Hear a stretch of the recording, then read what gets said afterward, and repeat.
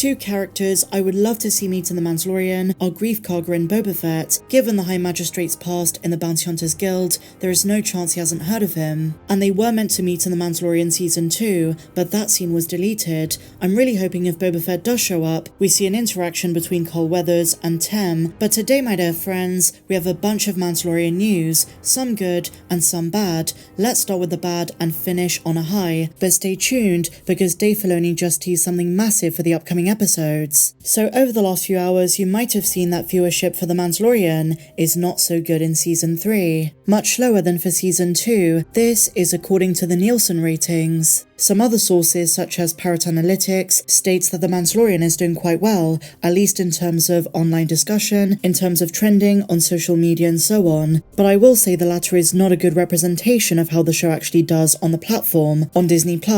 So according to Nielsen, as per Star Wars Newsnet, ratings for the show have declined, as prematurely announced by third-party services like Samba TV, and Variety even confirm it as well. The firm measured 823 million minutes watched for The Mandalorian, and this is until March the 5th, so it's not quite up to date for the last couple of episodes. It came in 5th overall in the rankings, behind HBO's The Last of Us, which counts views on HBO Max alone. In first place for the top 10 streaming programs, we have Outer Banks on Netflix, Murder Murderers, A Southern Scandal, The Last of Us and NCIS, and then in 5th place, The Mandalorian. Now the time period for which this is counted is February the 27th, so a few days before Season 3 dropped, until March the 5th. So they're not just counting Season 3, so general viewership on The Mandalorian in that time frame, so that could be Season 1, Season 2, but that time frame until March 5th does capture the first episode, The Mandalorian Season 3 premiere. Things do not look so good, but we should not jump the gun, because these figures are still higher than for the Book of Boba Fett, except for the finale, which if you remember,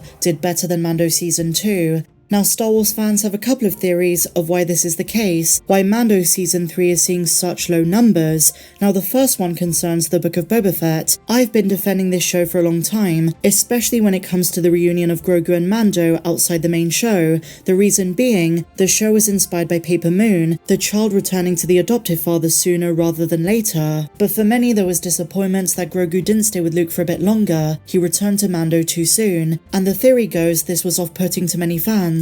It didn't give them reason to want to watch the third season. The next theory is that there was too long in between seasons, 2.5 years, and while Star Wars fans are some of the most dedicated in the world, and we're used to going 2 or 3 years without content, especially in the days of the saga, in the TV show world, in the streaming game, you have to be consistently releasing or at least teasing new content. And while there were other shows like Kenobi, The Book of Boba Fett and The Andor show, overall apart from the finales on a couple of those, you're never going to draw in the same numbers as something like The Mandalorian's first 2 seasons. I think it's way too early to tell though, considering the numbers for the most recent episodes are not out, and I know there are 3 to go, but the numbers might have picked up significantly past the halfway mark a couple of weeks ago. And I do think there is a belief, at least amongst some fans, that the first 2 seasons, at least in terms of quality and writing, were significantly better than Season 3 so far. There was a magic to them. And so a lot of the fandom thinks that was destroyed in the Book of Boba Fett, and some of the episodes of Season 3 as well. As I say, let's not jump the gun, but for a show that was such a pop culture phenomenon, this was pretty eyebrow-raising, I'm not gonna lie. Looking at the numbers, we noticed that The Mandalorian Season 2 came out less than a year after Season 1, so it was carrying so much of that momentum. Everyone was talking about The Mandalorian, so excited for Grogu to find a Jedi. And an absolutely massive factor is that Season 2 was released during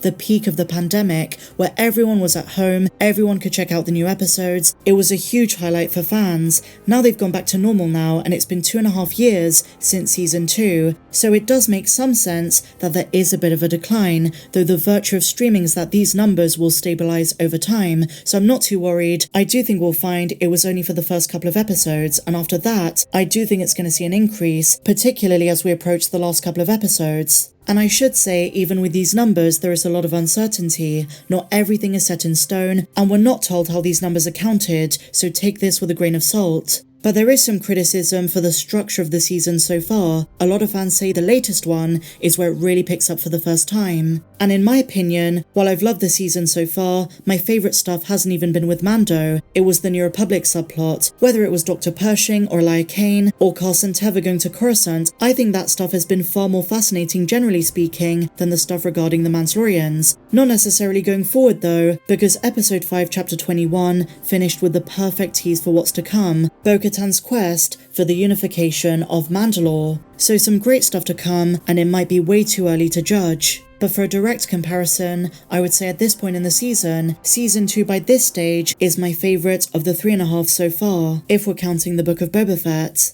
But share your thoughts on this in the comments down below.